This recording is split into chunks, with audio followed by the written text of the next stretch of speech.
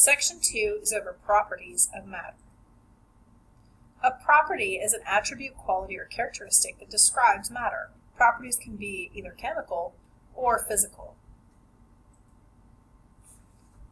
Some properties include melting point. That's the temperature and pressure at which a solid becomes a liquid. The boiling point is the temperature and pressure at which a liquid becomes a gas. When we talk about phases, we're talking about the physical form in which a substance exists as a solid, liquid, or gas, or the state of matter that it exists in. Physical properties are any properties that can be tested without changing the identity of the substance. For example, scratching a substance with an iron nail can give you an idea of its hardness. Other physical property examples would be like mass, weight, the density of something, the volume, the color, shape, the texture, the water resistance, how flexible it is, whether it can conduct electricity, the freezing or melting point, and also the boiling point. The physical properties help us to determine the use of the substance. Aluminum, for example, is used in aluminum foil because it's lightweight, but it's also durable and flexible. Physical properties can be used to separate mixtures, but cannot be used to separate a compound.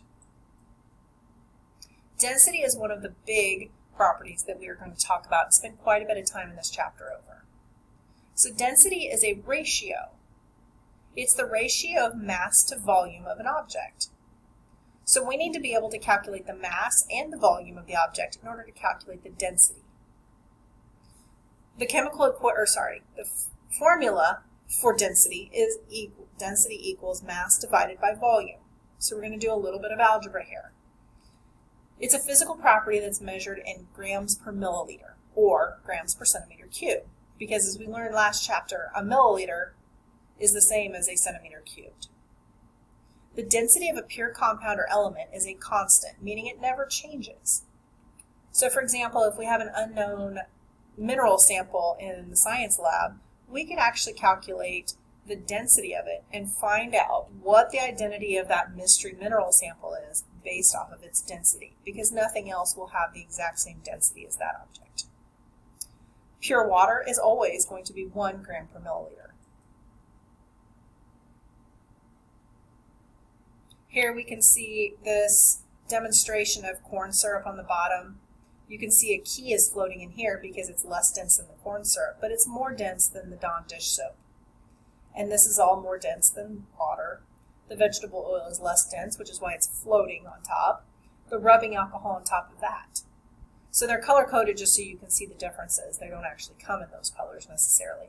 But that just kind of helps you to see the different densities. Less dense objects will float in more dense objects.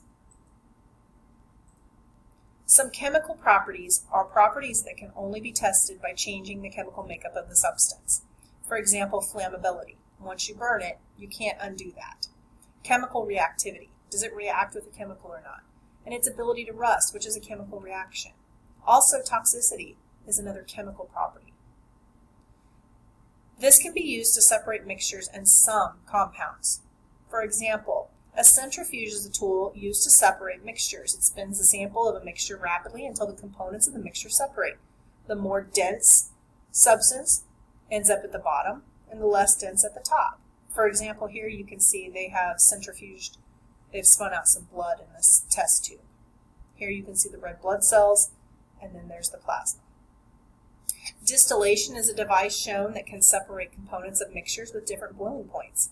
When heated, the component that boils and evaporates first will separate and then be collected through all of these tubes and hoses. Magnets can also be used to separate mixtures that have components containing iron.